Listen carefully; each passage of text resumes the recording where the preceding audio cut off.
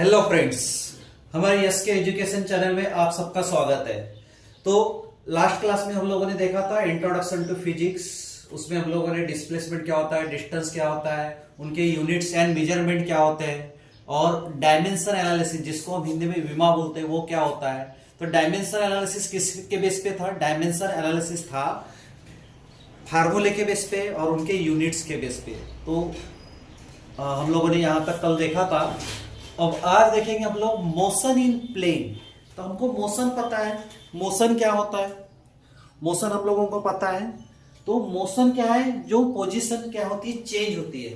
Motion क्या है? जहां पे कोई भी पोजीशन चेंज होती है किसकी? ऑब्जेक्ट की, एक टाइम के साथ, उसको क्या बोलते हैं हम लोग? मोशन बोल रहे हैं, मोशन।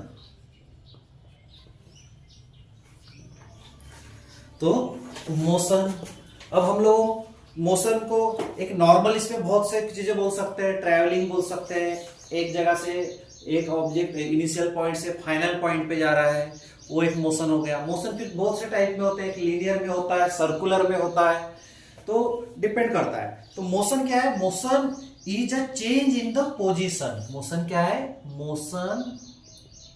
मोशन है, motion is change in the position. Motion is a change in the position. ठीक है, motion is change in the position of an object with time. of an object with time. जो time के पास, time के साथ कोई भी object की position change होती है, उसको हम क्या बोलते हैं? मोशन। फिर वो मोशन कोई भी डायरेक्शन में हो सकता है, वर्टिकल टू हॉरिजेंटल हो सकता है, बैकवर्ड टू फॉरवर्ड हो सकता है, लिनियरली हो सकता है, सर्कुलर मोशन हो सकता है, जो भी है। तो वो होता है मोशन। तो हम लोगों को पता है, जैसे हम कुछ चीज को पुश करते हैं तो वो भी एक मोशन हो गया। पुल करते हैं मतलब पोजीशन चेंज हो रही है। एक डोर को भी हम पुल कर रहे हैं, उसकी पोजीशन चेंज हो रही है। कैरम देखते हैं, उसको भी हम ऐसे, कैरम को भी हम ऐसे पुश करते हैं तो जो गोटियां है वो पोजीशन चेंज करती है। तो यही सब क्या है? मोशन है। तो जैसे बच्चों के खिलौने हैं, टॉयज, कार वगैरह जो भी है। और फिर उसके बाद क्रिकेट में हम बोल सकते हैं बैट्समैन बॉल को हिट मारता है तो वो भी पोजीशन चेंज। तो अब जैसे हमने कहा था प्रोजेक्टाइल मोशन, एक शॉट एकदम कुछ टाइम पे ही हुई बॉल कुछ दूसरे पोजीशन पे जा रहा है जो फ्लाइट के डायरेक्शन से।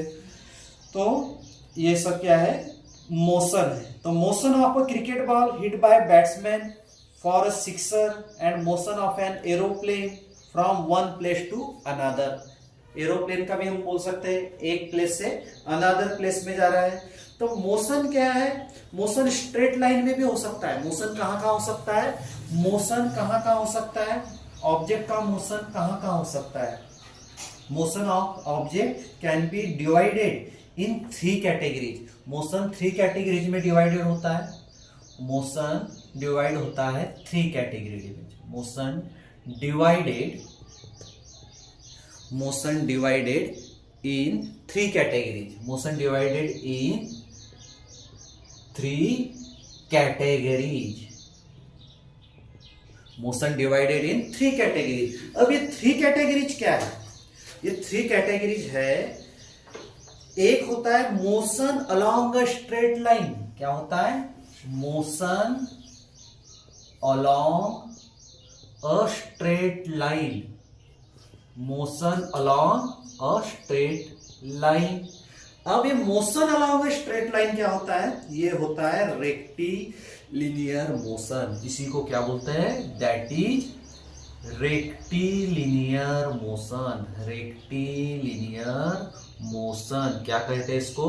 Rectilinear motion. Motion along a straight line, motion along a straight line, that is rectilinear motion। और फिर होता है मोशन इन 2 डायमेंशन। जैसे हम लोगों ने लास्ट क्लास में देखा था 2D एंड 3D। अगर मोशन क्या है 2 डायमेंशन में है तो उसको क्या बोलेंगे, मोशन इन अ प्लेन। दूसरी कैटेगरी रहती है मोशन इन 2 डायमेंशन। क्या बोलेंगे, motion in 2 dimension. Motion in 2 dimension, तो इसको हम क्या बोलेंगे, that is motion in plane. जो मोशन कहां पे हो रहा है, प्लेन में हो रहा है, motion in a plane. Motion in a plane. अब ये प्लेन क्या है, अब प्लेन बोले तो रेक्टेंगुलर प्लेन, स्केलर प्लेन, जो भी है, ठीक है, वो होता है प्लेन। तो motion in 2 dimension, that is motion in plane. और फिर तीसरा क्या रहेगा, अब ये 2 डायमेंशन है तो तीसरी कैटेगरी क्या रहेगी, 3 डायमेंशन। तीसरी कैटेगरी क्या रहेगी, 3 डायमेंशन। तो मोशन इन 3 डायमेंशन क्या रहेगा, motion in 3 dimension. Motion in 3 dimension, तो इसको क्या बोलेंगे हम लोग, मोशन इन स्पेस। क्या बोलेंगे, motion in space, that is motion in space.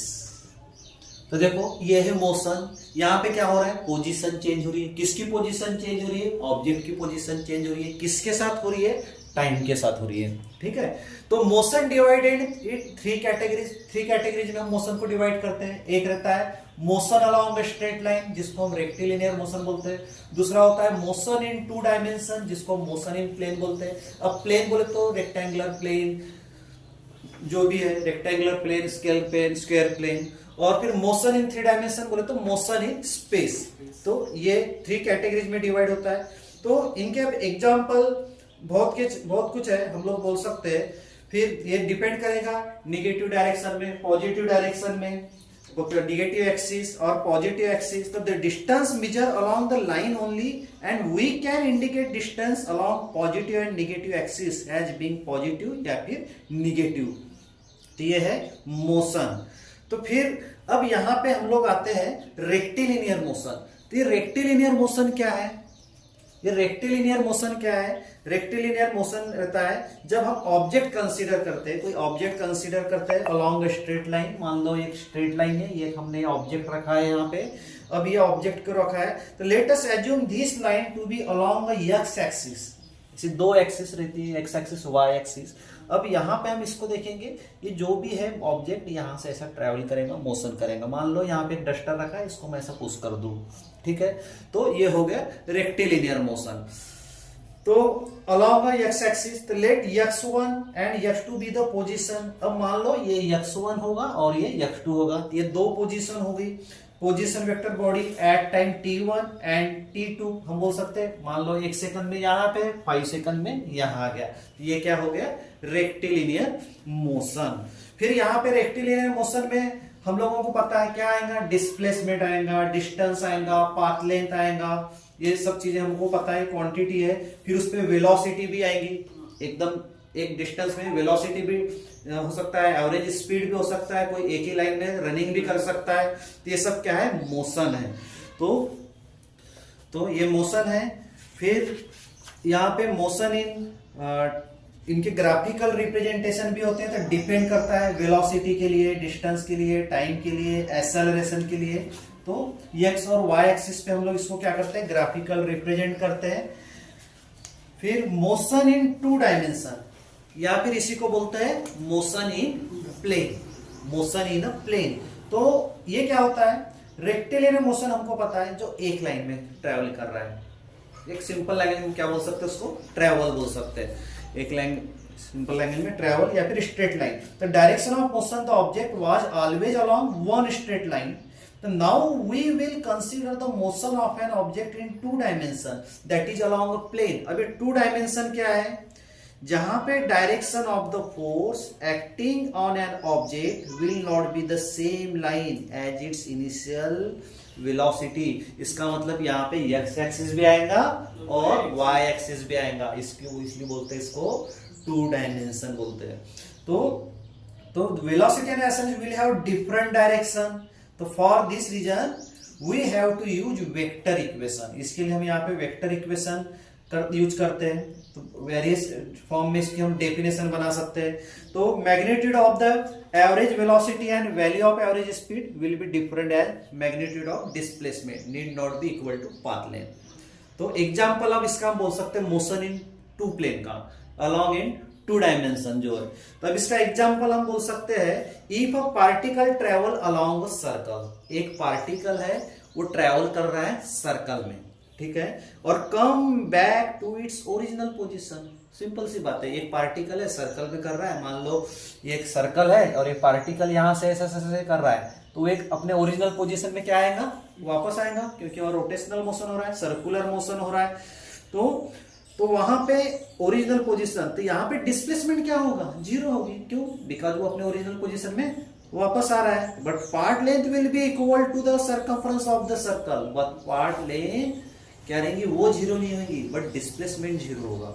अब आप लोगों को सबको पता है डिस्प्लेसमेंट और डिस्टेंस में हमने फर्क बताए थे। डिस्टेंस बोले तो एक लार्जेस्ट डिस्टेंस जो, और डिस्प्लेसमेंट बोले तो शॉर्टेस्ट डिस्टेंस, स्मॉलेस्ट डिस्टेंस, जहां पे हम बोल सकते हैं start point and and point. तो अब यहाँ पे सर्कुलर मोशन हो रहा है, तो यहाँ पे स्टार्ट पॉइंट भी वही है और एंड पॉइंट भी वही है पार्टिकल का, तो यहाँ पे डिस्प्लेसमेंट क्या होगा, जीरो होगा। बट यहाँ पे डिस्टेंस जीरो होगा क्या, नहीं होगा, क्योंकि सरकमफरेंस एक रेडियस की वजह से हमने सर्कल को ड्रॉ किया, तो पार्टिकल ऐसा ऐसा मूव कर रहा है, ये क्या हो जाएगा, पाथ लेन। ये क्या हो जाएगा, पाथ लेन। तो ये है, तो डिपेंड करता है, ऐसे वेरियस एग्जांपल है।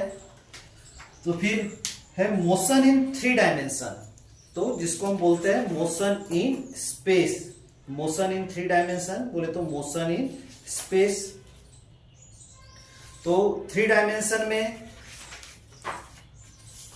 बोल सकते हैं जो स्पेस का है, जैसे प्रोजेक्टाइल मोशन हम लोग बोल सकते हैं।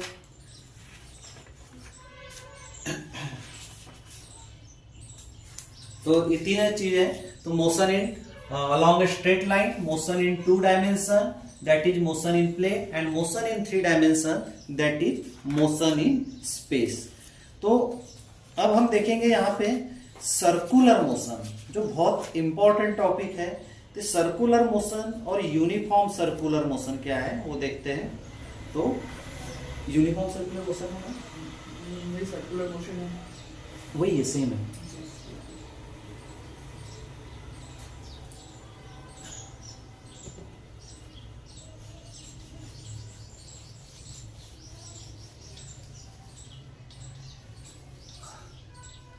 तो हम लोग देख रहे हैं मोशन इन प्लेन। अब इसमें हम बात करेंगे सर्कुलर मोशन की, बोले तो यूनिफॉर्म सर्कुलर मोशन, जिसको हम शॉर्ट में यूसीएम बोलते हैं, यूनिफॉर्म सर्कुलर मोशन। अब ये आप लोगों को पता है, सिंपल सा वर्ड है, सर्कुलर मोशन बोल रहे हैं तो जो भी एक पार्टिकल है या फिर ऑब्जेक्ट है वो मूव कैसा कर रहा है, सर्कल पाथ लेंथ में मूव कर रहा है। एक सर्कुलर, इसमें एक बोलेंगे उसको, एक गोलाकार के, इसमें गोलाकार के पाथ में वो क्या कर रहा है, ट्रेवल कर रहा है, बोले तो मोशन कर रहा है। अब ये यूनिफॉर्म सर्कुलर को हम बोल सकते हैं object moving with constant speed along circular path. क्या बोल सकते हैं, N object moving with constant speed, N object moving with constant speed, N object moving with constant speed, moving with constant speed, उसकी स्पीड भी constant रहेगी। अब circle motion में क्यों ऐसा होगा, अब देखो मान लो ये सर्कल है और एक ऑब्जेक्ट यहाँ पे ऐसा ट्रैवल कर रहा है, मोशन कर रहा है, तो अब जरूरी नहीं यहाँ पे यहाँ स्पीड कम हो जाएंगी या यहाँ कम होगी, नहीं, वहां पे स्पीड क्या रहेंगी, कांस्टेंट रहेंगी, एक ही स्पीड में ये रोटेट करेगा या सर्कल करेगा। तो N object moving with constant speed along a circular path, along a circular path, ये क्या है, uniform circular motion. An object moving with constant speed along a circular path is said to be in uniform circular motion, is said to be in uniform circular motion. Uniform circular motion, ये होता है uniform circular motion. तो definition match कर रही है। हाँ। तो क्या रहेगा हिंदी में, हम इसको क्या बोल सकते हैं? इसको बोल सकते हैं जब कोई वस्तु किसी वृत्ताकार मार्ग पर गति करती है तो उसकी गति को वृत्तीय गति कहते हैं। यदि एक समान चाल से गति करती है तो उसी गति को एक समान वृत्तीय गति कहते हैं। तो same, an object moving with constant speed along a circular path is said to be UCM, that is uniform circular motion. तो such motion is only possible if its velocity is always tangential to its circular path. यहाँ पे जो velocity रहेगी वो क्या रहेंगी? Tangential रहेंगी। किससे? सर्कुलर पाथ से। हमको दिख ही रहा है सर्कुलर मोशन है, तो पाथ भी कैसी रहेंगी? सर्कुलर रहेंगी। तो इसे सर्कुलर पाथ रहेंगी। तो change the direction of velocity, acceleration is must. If the acceleration और कंपोनेंट जो रहेंगे ये क्या रहेंगे?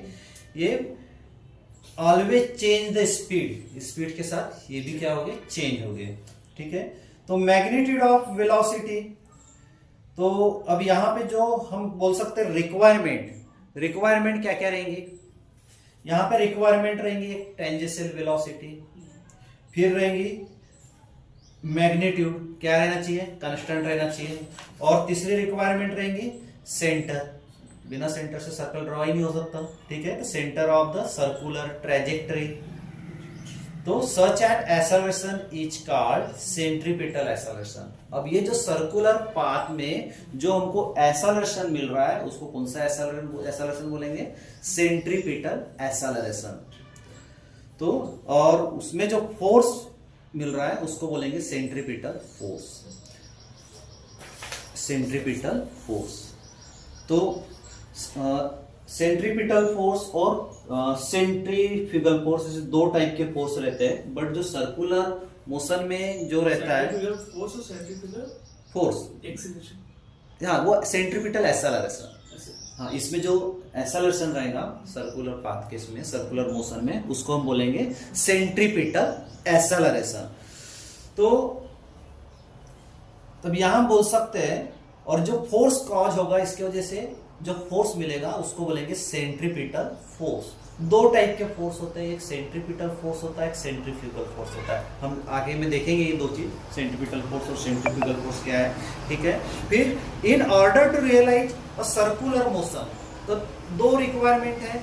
अब दो रिक्वायरमेंट क्या क्या है? एक है टेंजेंशियल वेलोसिटी, रिक्वायरमेंट दो की रहेंगी, क्या की रहेंगी? एक रहेगा टेंजेंशियल वेलोसिटी, टेंजेंशियल वेलोसिटी, इसकी रिक्वायरमेंट रहेंगी tangential velocity.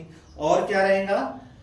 Centripetal force of suitable constant magnitude, centripetal force, centripetal force, centripetal force किसका? सुटेबल कांस्टेंट मैग्नीट्यूड का, of suitable constant magnitude. Suitable constant magnitude. तो ये है रिक्वायरमेंट किसके लिए? सेंट्रीपिटल बोले तो सर्कुलर मोशन के लिए। तो एग्जांपल में अगर हम बोल सकते हैं motion of the moon going around the earth, है ना, ये एक बेस्ट एग्जांपल है। Motion of the moon going around the earth in an early circular orbit as a result of the constant gravitational attraction of fixed magnitude felt by it toward earth। तो ये है circular motion.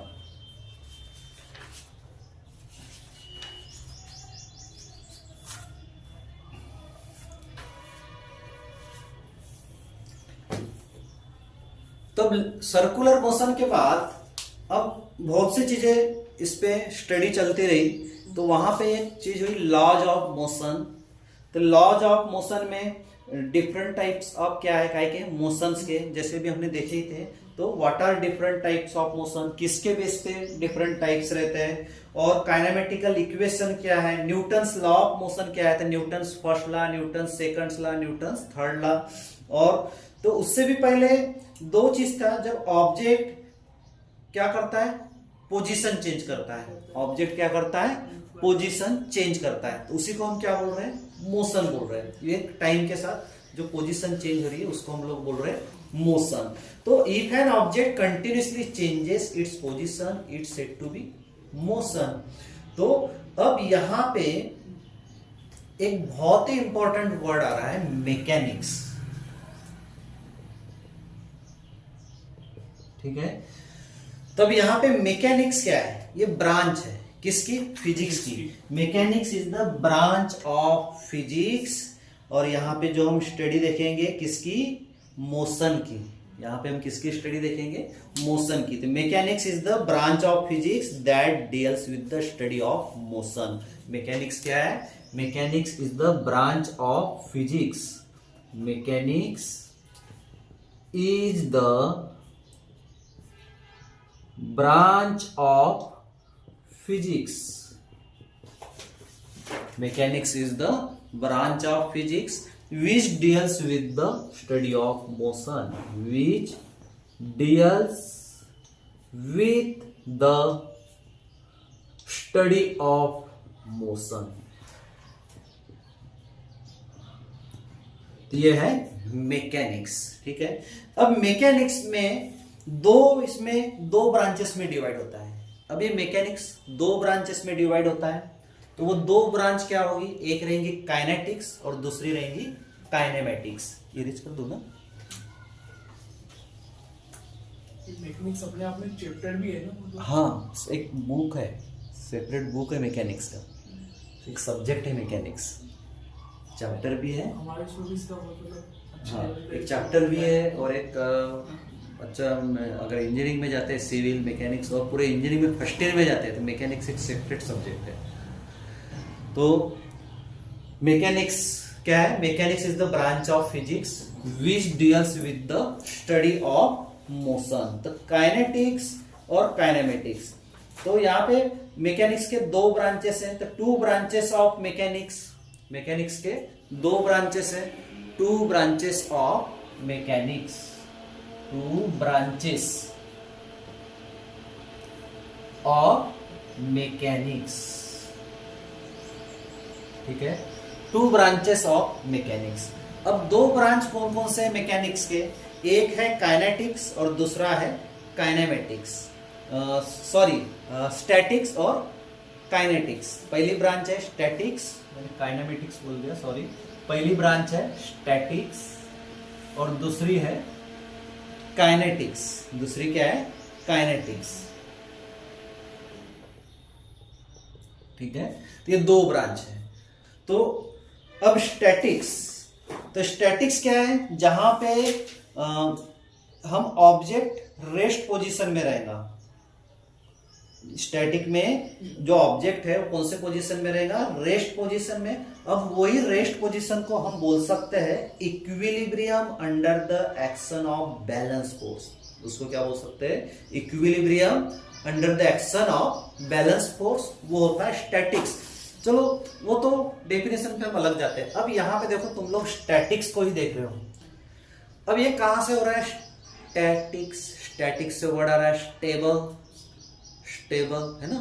तो stable से ही हम क्या बोल रहे हैं, रेस्ट। भाई स्टेबल रहो, रेस्ट रहो बोलते हैं ना, तो स्टेबल, स्टैटिक्स, सिंपल में याद रखने का स्टेबल। तो यहाँ पे हम क्या बोलेंगे, जो ऑब्जेक्ट की पोजीशन है वो रेस्ट पोजीशन में रहेंगी या फिर इक्विलिब्रियम रहेंगी, एक under the action of balance force. Balance force है तभी स्टेबल रहेगा, तो अनबैलेंस है तो कहाँ स्टेबल रहेगा, नहीं रहेगा। ठीक है, तो ये हो गया स्टैटिक्स। फिर दूसरा है काइनेटिक्स।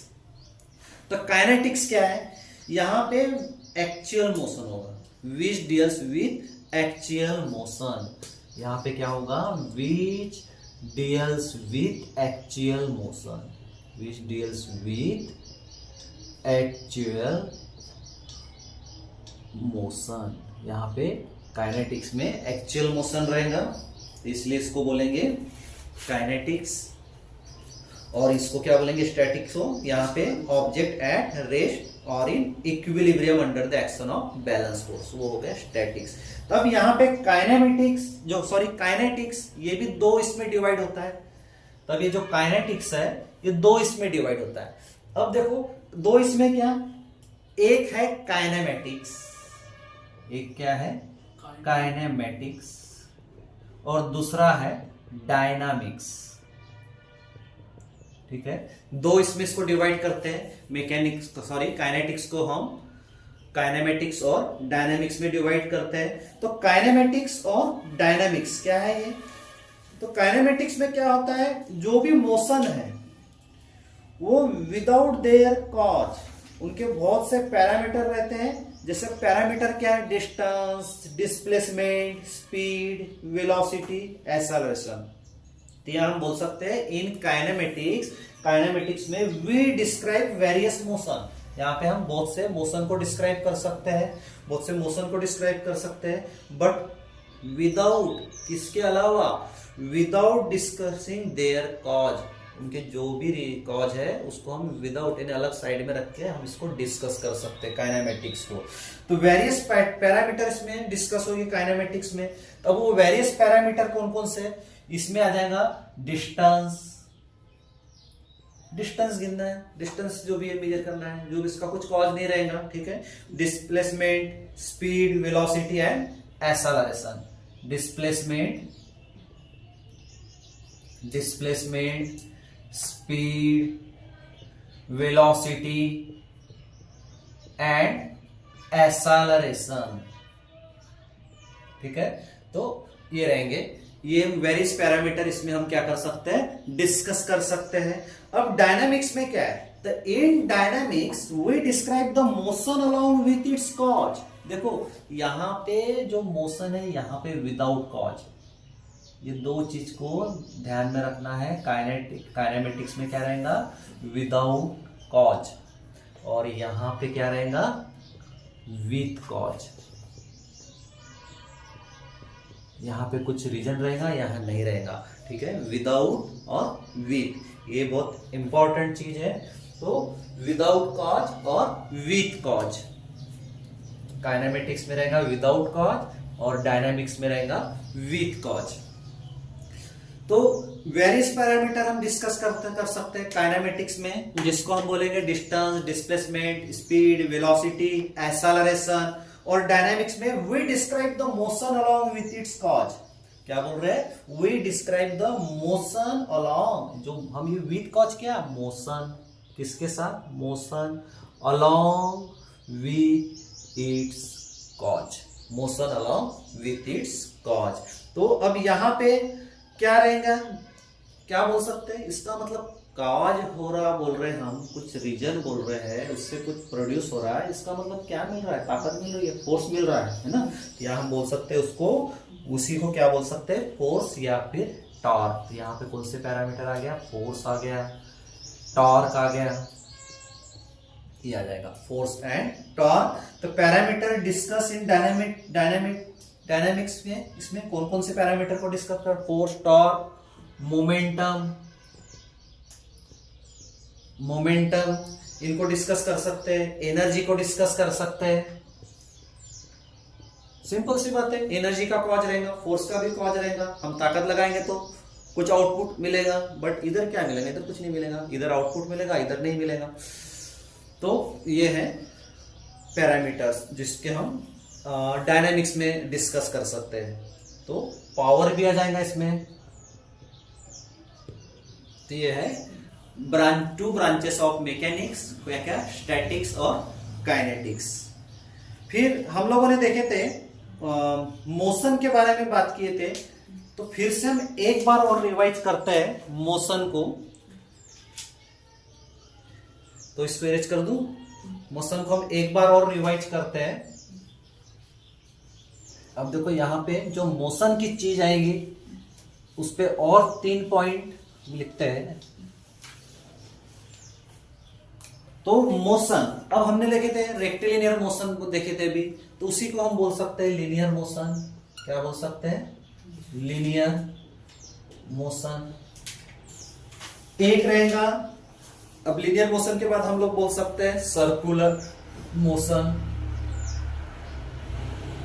Circular motion. फिर रहे बोल सकते हैं हम लोग पैराबोलिक मोशन, पैराबोलिक मोशन। तो लीनियर मोशन, सर्कुलर मोशन और पैराबोलिक मोशन। तो देखो अभी हमने ऑलरेडी डिस्कस किए। तो लीनियर मोशन में क्या होगा, इनिशियल वेलोसिटी में बी जीरो और नॉन जीरो। तो इस पे जो इनिशियल वेलोसिटी है वो क्या रहेंगी, इसमें इनिशियल वेलोसिटी जो रहेंगी बोलते विस्थापन जो भी है स्पीड वो क्या रहेगा, जीरो या फिर नॉन जीरो। नॉन जीरो बोले तो कोई वैल्यू रहेगी, ठीक है।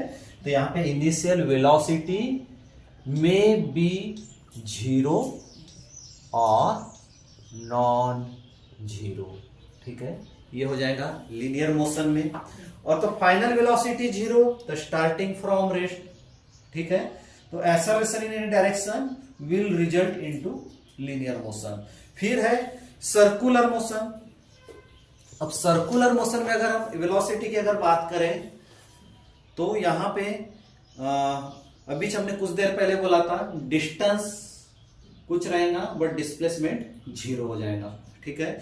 तो सर्कुलर मोशन में अब वेलोसिटी की बात करते हैं तो if initial velocity is not zero, अगर इसमें क्या रहता है, if initial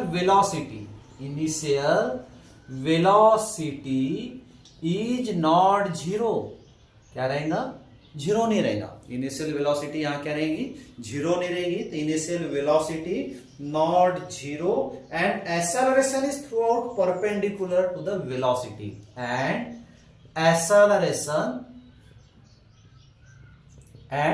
acceleration is throughout perpendicular to the velocity, is throughout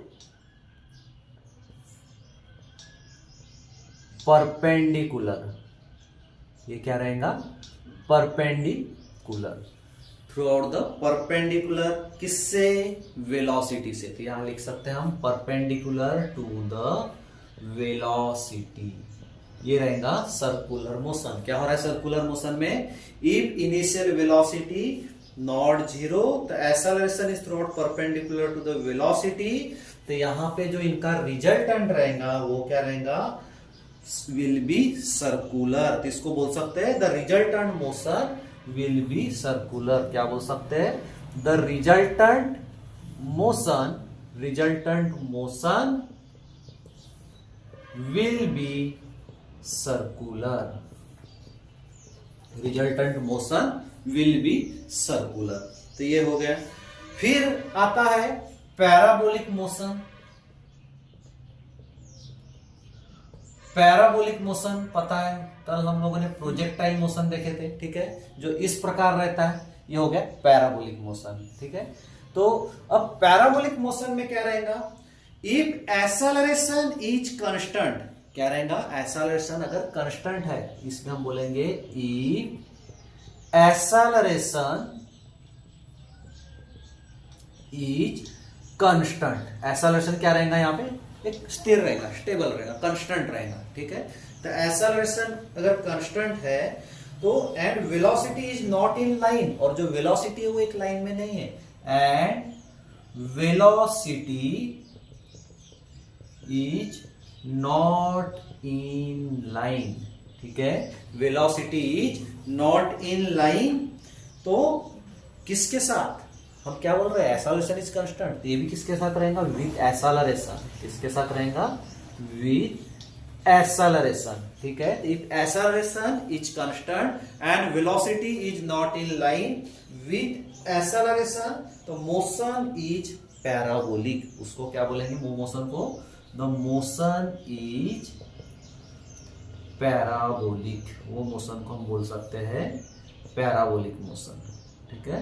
motion क्या रहेगा, पैराबोलिक। जैसे trajectory of projectile motion, projectile motion जैसे बैट्समैन हिट कर रहा है शॉट, तो एक पॉइंट से जो बॉल है वो दूसरे पोजीशन पे जा रहा है, तो वो हो गया प्रोजेक्टाइल मोशन। वही प्रोजेक्टाइल मोशन को हम बोल सकते हैं पैराबोलिक मोशन। तो ये था लॉज ऑफ मोशन। अब यहाँ पे लॉज ऑफ मोशन में बहुत ही इंपॉर्टेंट है, अपने न्यूटन बाबा उन लोगों ने 3 लॉ बनाए, Newton first law, Newton second law, Newton third law, और बहुत ही सबसे ज्यादा इंपॉर्टेंट टॉपिक है न्यूटन्स लॉ। तो 3 लॉ थे न्यूटन्स लॉ ऑफ मोशन में। तो हम लोगों ने देखा लीनियर मोशन, सर्कुलर मोशन और पैराबोलिक मोशन। तो यही चीज पे जो न्यूटन्स थे उन्होंने इस पे स्टडी किए और जो भी रिसर्च किए, तो वो तीनों लॉ थे, फर्स्ट लॉ, सेकंड लॉ और थर्ड लॉ। तो न्यूटन्स लॉ ऑफ मोशन, उसी को क्या बोलते हैं हम लोग, Newton's law of motion. Angular velocity का नहीं पढ़ा ना, बताऊंगा इसके बाद। तो Newton's law of motion, Newton's laws of motion,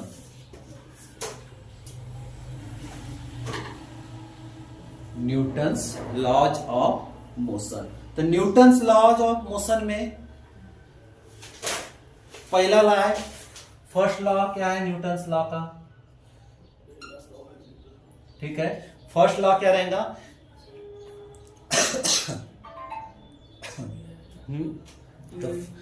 भौतिकी के पिता न्यूटन ने सन 1687 में अपनी पुस्तक प्रिंसिपिया में सबसे पहले गति का नियम को प्रतिपादित किया है। न्यूटन का प्रथम गति नियम, न्यूटन फर्स्ट लॉ मोशन। यदि कोई वस्तु विराम अवस्था में है तो वह विराम अवस्था में रहेगी, या यदि वह एक समान चाल से सीधे रेखा में चल रही है तो वैसे ही चलती रहेगी जब तक किसी उस पर कोई बाहुबल लगाकर उसकी वर्तमान अवस्था में परिवर्तन ना किया जाए। तो वो है फर्स्ट लॉ। तो वही है, every inanimate object, every inanimate object continue to be in state of rest और uniform unaccelerated motion, uniform unaccelerated motion acted upon by it, वो क्या रहता है, फर्स्ट लॉ। तो यहाँ पे जो फोर्स रहेगा एक्सटर्नल अनबैलेंस फोर्स के द्वारा, जैसे every inanimate object, every inanimate object, ठीक है, एवरी इनएनिमेट ऑब्जेक्ट क्या होगा, continue to be in its state, continue to be in its state, ठीक है। Every inanimate object continue to be in its state, continue to be in its state. तो फिर हम बोल सकते हैं रेस्ट जो रहेगा, रेस्ट पोजीशन में state of rest, state of rest और यूनिफॉर्म अनएक्सेलरेटेड मोशन। एक तो क्या रहेगा, uniform unaccelerated motion, unaccelerated motion, ठीक है, uniform unaccelerated motion unless and until, ये दो चीज पे ध्यान दो, unless and until, unless and until. तो यहां बोल सकते हैं इट इज एक्टेड, क्या होगा, एक्ट होगा, it is acted, it is acted. अब एक्ट तो हो रहा है बट किसी के द्वारा होगा, ऑटोमेटिक एक्ट होगा क्या, नहीं। तो upon bye an external unbalance force, upon bye an external unbalanced force, external unbalanced force, ये है Newton's first law, Newton's first law. तो अब न्यूटन्स फर्स्ट लॉ, ठीक है, every inanimate object, every inanimate object continues to be in its state of rest, continues to be in its state of rest, continues to be in its state of rest or uniform unaccelerated motion unless and until it is acted upon by an external unbalanced force। तो इसमें क्या है, जो नियम है, एक Newton's law of motion जो first है, अगर कोई जैसे यहाँ पे बोले एवरी इनएनिमेट ऑब्जेक्ट या कोई भी वस्तु, ठीक है, तो यदि कोई वस्तु विराम अवस्था में, तो विराम अवस्था में तुमको पता है रेस्ट, विराम रेस्ट या फिर यूनिफॉर्म भी बोल सकते हैं, तो रहेगी वो ऑब्जेक्ट यूनिफॉर्म अवस्था में रहेगी, ठीक है, या फिर है तो वो एक समान चाल से सीधी रेखा में चल रही है, वो एक सीधे लाइन में चल रही है, तो वैसे ही चलती रहेंगे, एक लाइन में सेम वैसे ही चलते रहेगा। तो कब तक? जब तक कि उस पर कोई बाह्य बल लगाकर उसकी वर्तमान अवस्था में परिवर्तन नहीं किया जाए, यानी जब तक हम उसको कोई एक्सटर्नल फोर्स अप्लाई नहीं करेंगे तब तक वो अपनी चाल को चेंज नहीं करेगा, जो है वो अपना ओरिजिनल इसमें चलते रहेगा। तो ये है। अब जैसे सिंपल सा एक मान लो फैन है, फैन की स्पीड चल रही है, हमने एक स्लो मोशन में उसको कर दिया, वो चल रहा है। अब तुम बोल रहे हैं बहुत स्लो और अपन जोर से करेंगे, ऐसे बहुत सी चीजें हैं। ओवन चक्की जो हाथों से भी करती है, अगर वो नॉर्मल इसमें है, हवा चल रही है तो एक नॉर्मल इसमें रोटेट होते रहेगा, और फिर तुम कहीं बहुत स्लो है तो तुम एक्सटर्नल फोर्स अप्लाई करोगे तो वो होगा। एक सिंपल सा एग्जांपल ले सकते हैं, समर के दिनों में हम लोग कूलर बाहर लगाते हैं और बाहर हवा चलती रहती है, पावर भी नहीं है, फिर भी जो कूलर का पंखा है वो ऐसा रोटेट होते रहेगा विदाउट इसमें, और तुम उसको एक्सटर्नल फोर्स लगा दोगे, पावर ऑन कर दोगे तो वो चेंज हो जाएगा, ठीक है। तो यही है फर्स्ट लॉ, ऐसे बहुत से एग्जांपल है। अब second law, Newton's second law, ठीक है। तो न्यूटन्स सेकंड लॉ क्या रहेगा? Rate of change of linear momentum of a rigid body, rate of change of linear momentum of a rigid body, rate of change of linear momentum of a rigid body, rate of change of linear momentum किसकी? rigid body की, of a rigid body, rate of change of linear momentum of a rigid body is directly proportional to the applied force। क्या रहेगा? Directly proportional रहेगा, is directly proportional to the applied force, directly proportional to the applied force and take place in the direction of the applied force, या फिर बोल सकते हैं and take place in the direction of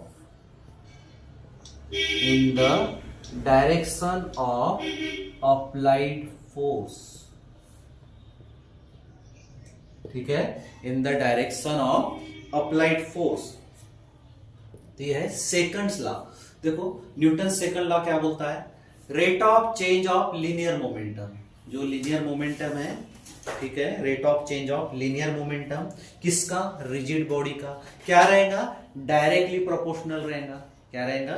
directly proportional किससे? Applied force से, जो भी force हम अप्लाई कर रहे हैं, take place in the direction of applied force, तो वो क्या रहेगा? डायरेक्टली इसमें रहेगा। अब यहां पे जो हम मोमेंटम की बात कर रहे हैं, मोमेंटम का क्या फार्मूला होता है? मोमेंटम का क्या फार्मूला होता है? मोमेंटम का फार्मूला क्या होता है?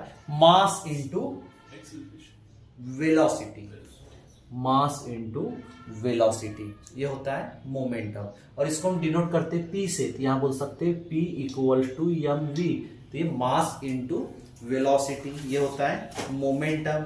अब ये डेफिनेशन के हिसाब से अगर हम बोले, सॉरी न्यूटन सेकंड लॉ के हिसाब से अगर इसको हम मैथमेटिकल में लिखते हैं, देखो क्या है? The rate of change of linear momentum of a rigid body. अब rate of change of linear momentum क्या है? Rate of change of linear momentum क्या है? रेट ऑफ चेंज ऑफ, देखो ये वर्ड देखो, rate of change of, rate बोले तो डिफरेंस, रेट बोले तो क्या हो गया? डिफरेंस, जिसको हम डी से दिखाएंगे, ये P, dp with respect to time dp by dt।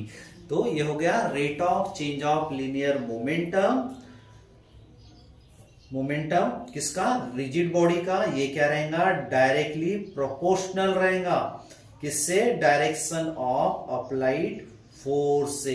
तो यहां पे हम सीधे सीधे क्या बोल सकते हैं? सीधे सीधे बोल सकते हैं ये फोर्स डायरेक्टली प्रोपोर्शनल है। तो वेक्टर या वेक्टर क्वांटिटी रहेंगे फोर्स, है ना। तो ये इसके equals to dp by dt। ये फार्मूले के अकॉर्डिंग, ये न्यूटन्स लॉ ऑफ मोशन के अकॉर्डिंग इसको हम क्या बोल सकते हैं? F equals to dp by dt बोल सकते हैं। तो ये हो गया। अब थर्ड लॉ क्या है?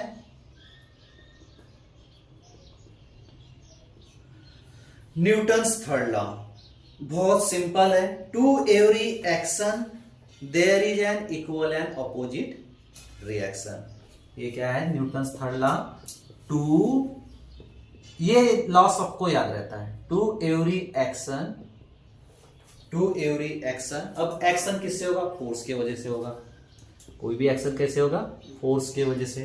तो टू एवरी एक्शन, तो सेम वजह से क्या होगा? एक तो इक्वल होगा या फिर अपोजिट होगा। तो there is an equal and opposite reaction. There is an equal and opposite reaction.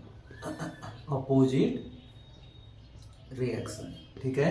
To every action there is an equal and opposite reaction. तो ये होगा। अब रिएक्शन भी क्या रहेगा? फोर्स ही रहेगा, ठीक है। तो ये है third law, Newton's third law. तो तीनों लॉ का बहुत इंपॉर्टेंस है। तो यहाँ पे तीनों लॉ में बहुत इंपॉर्टेंट है। फर्स्ट लॉ का भी इंपॉर्टेंट है, सेकंड लॉ का भी है, थर्ड लॉ का भी है। तो ये था मोशन इन प्लेन। इसमें हम लोगों ने देखा न्यूटन्स लॉ ऑफ मोशन, उसका फर्स्ट लॉ, सेकंड लॉ और थर्ड लॉ। तो आज हम इसको यहाँ पे स्टॉप करेंगे। और आप लोग हमारे चैनल को प्लीज लाइक, शेयर और सब्सक्राइब कीजिए। बस एक लाइक ही हमको मोटिवेट करेगा, इसलिए प्लीज लाइक करो। और कुछ सजेशन हो गए और कुछ डाउट्स हो गए, आप बिल्कुल मैसेज कर सकते हैं। तो मिलते हैं फिर नेक्स्ट क्लास में। Thanks for watching.